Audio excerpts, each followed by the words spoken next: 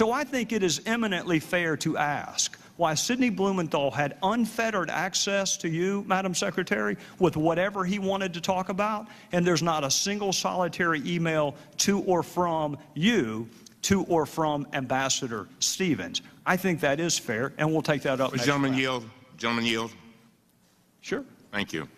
Mr. Chairman, you've made several inaccurate statements over the past month as you have tried to defend against multiple Republican admissions that the Select Committee has been wasting millions of tax dollars to damage Secretary Clinton's bid for president.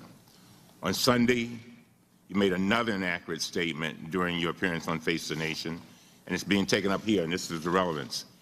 Here's what you said, and I quote, "There are other folks who may have equities in her emails, and there may be other entities who are evaluating her emails. But my interest in them is solely making sure that I get everything I'm entitled to so that I can do my job. The rest of it, classification, Clinton Foundation, you name it, I have zero interest in it, which is why you haven't seen me send a subpoena related to it or interview a single person other than Brian Pagliano, because I need to know that the record is complete." And I'm going back to the truth, the whole truth, and nothing but the truth. I'm Mr. waiting. Chairman, let me finish. I'm waiting on you. I've been very patient. coming. Just wait. I'm waiting on the inaccurate statement. I'm getting there. Mr. Chairman. Well, we got to take your a break. statement was, well, it's not going to take long. You took up 4 minutes over, so let me have 3. I've let everybody go over, including you, Mr. Cummings. Thank you very much. You issued a subpoena to Sidney Blumenthal on May 19th, 2015, compelling him to appear for a deposition on June 16, 2015. You issued this subpoena unilaterally without giving the Select Committee members the opportunity to debate or vote on it. You sent 2 armed marshals to serve the subpoena on Mrs. Blumenthal's wife at their home without having ever sent him a request to participate voluntarily, which he would have done. Then, Mr. Chairman, you personally attended Mr. Blumenthal's deposition. You personally asked him about the Clinton Foundation, and you personally directed your staff to ask questions about the Clinton Foundation, which they did more than 50 times.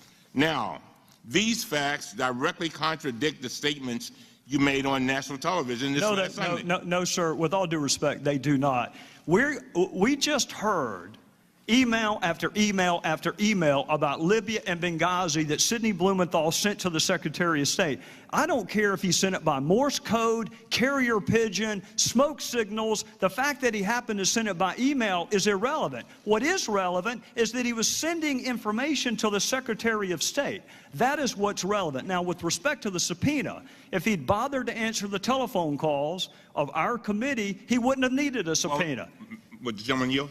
I'll be happy to, but you need to make sure the entire record is correct, Mr. Cummings. And that's exactly what I want to do. Well, then go ahead. I'm about to tell you. I move that we put into the record the entire transcript of Sidney Blumenthal. We're going to release the emails. Let's do the transcript. That way the world can see it. Well, we didn't. The motion has been seconded. Well, we're not going to take that up at a hearing. We'll take that up in a business meeting. I've consulted with the parliamentarian, and they have informed us that we have a right to a recorded vote on that motion. We want, you asked for the truth, the whole truth, and nothing but the truth. Well, that's what we want to have. Let the world see it. Why is it that you only want Mr. Blumenthal's transcript released? Why don't you want the survivors? All of them released. The survivors, even their names? Let me tell you something. No, you want that released? Let me tell you something. Right now, the only one you've asked for is Sidney Blumenthal. That's the only one you've asked for. That and Miss Mills. Cheryl Mills. That's not true. No, that's 2 out of 54. Now, if you want to ask for some fact witnesses, we asked for a recorded vote on the Blumenthal. You said from the beginning we want the truth, the whole truth, and nothing but the truth. Why don't we just put the entire transcript out there and let the world see it? What do you have to hide? These are the only emails that you have released. And the fairness to Mr. Blumenthal and to the American people, in the interest of a complete record, if you're going to release his emails, release his transcript where he has a chance to give the context of those emails. Well, you keep referring to Blumenthal emails. I would hasten to remind both of you, the only reason we have Blumenthal emails is because he emailed the Secretary of State. Those are her emails. That's why they were released. They're not Blumenthal's emails, and she wanted all of her emails released. She's been saying since March, I want the entire world to see my emails. Well, Sidney Blumenthal's emails are part of that. So here's what I'll do. I'll be happy to talk to the parliamentarian, because the parliamentarian told me that your motion actually would not be in order for a hearing. But at the latest, we'll take a vote. And the first week we are back, after this week, we'll have a business meeting. We can take up Mr. Blumenthal's transcript. We can take up whatever other transcripts you want. And while we're there, we can also take up the 20-some-odd outstanding discovery requests that we have to different executive branch entities. Why don't we just take all of it up then? Mr. Chairman, the allegations that have been made against him are refuted by his own testimony. In the interest of not having... That's your opinion, Adam. Well, if you disagree, then release the transcripts. What allegation, Adam? Why conceal the transcripts, even if the motion were not in order? You have the power to release them. You have the power to say I'll tell you why, because I'm not going to release one transcript of someone who knows nothing about Libya by his own admission, while people who risk their lives, you have no interest in their story getting out. You don't want the 18 DS agents. You don't want the CIA agents. The only transcripts you want released are Ms. Mills and Sidney Blumenthal. Mr. Chairman, so we'll take all of this up in November. The only person you were interested in asking about during your entire questioning was Sidney Blumenthal. If you're so interested in him, release the transcript. You selectively released his emails. They're the only witness you've done that for. So you're asking, why are we only asking for his transcript? I'm going to ask the gentleman from California to please do a better job of characterizing. These are not Sidney Blumenthal's emails. These are Secretary Clinton's emails. And I'll tell you what, if you think you've heard about Sidney Blumenthal so far, wait till the next round. Sure, with that, we're adjourned.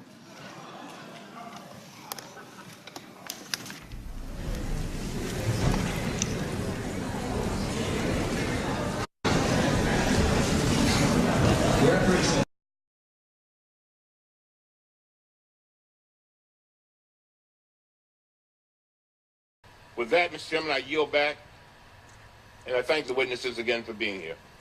Thank the gentleman. The prime witness that we had invited, Mr. Rhodes, from the White House, has declined to come before the committee. We're disappointed in his failure to appear.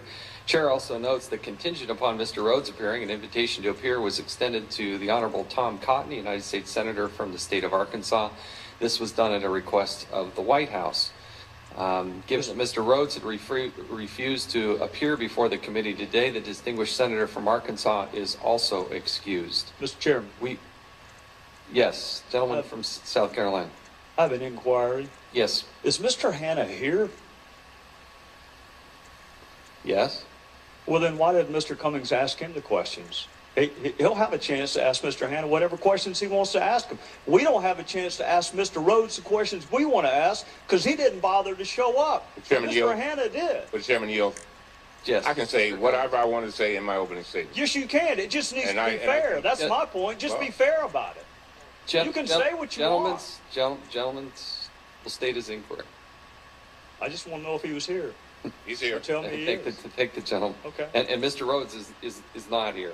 I would also note that the Democrats were free and usually, almost always, in my experience, invite a Democratic witness. But there is no Democratic witness today because you didn't invite one. Chairman Yield. Sure. Chairman, you know for a fact that we got less than the notice that's required in the rules. We did not object and went on with the hearing. You know that.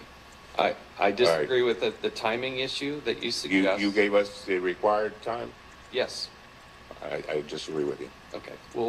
We'll sort that out. We have a good working relationship, Mr. Cummings and I. But Parliamentary inquiry. The gentleman from South Carolina. Does the executive privilege apply to media interviews or only to appearances before Congress? I don't know the full answer to that, but I believe they're free to talk to whoever they want to in the media, but they did claim in Mr. Eggleston's letter to claim executive privilege. So is that a yes or a no? Does it apply when you're being interviewed by the New York Times or ABC or CBS, or just when members of Congress want to ask questions? Evidently when members of Congress I thank the chairman for that clarification. And I guess that's the sad part of the story. You know, I'm glad that truth's surfacing, because I think most people now, reflecting back, are going to understand that you're more heroic in this. And really, I think when you have such senior, powerful people in Washington, D.C., trying to discredit you and your person, your service, it's just wrong. And I'm proud of the fact that we are pursuing this. You know, if we did what the White House wanted us to do, if we did what the ranking member suggested we do, this thing would be over. Nothing here. Don't do it. As far as I'm concerned, it's over. When you have the spokesperson for the President of the United States make a definitive statement that it was 2 rogue agents and start poking at these people who have no power to do anything about it, that is wrong. How dare anybody suggest that we're at the end of this? This is the beginning of this. We have to make an example of it. We need to get to the bottom of it. And quite frankly, I'm tired of this administration having to keep having these hearings. We've done it on Fast and Furious. We're doing it on Benghazi. We're doing it on the IRS. We're doing it. Why? Each time, there's a pattern. Nothing here. Oh, it was just a couple people. Just move on. That's not true. When the ranking member went on national television and said that this case should be closed, that's wrong. And I have the greatest respect for him. The gentleman yields. Yes. Let me be clear, because there's some old talking points going on here. No, At least you're claiming my time. I want to answer your allegation. And I want It's the gentleman's time. to suggest that they're just talking points. 30 seconds once he finishes. These are not just talking points. Oh, come on, Isa.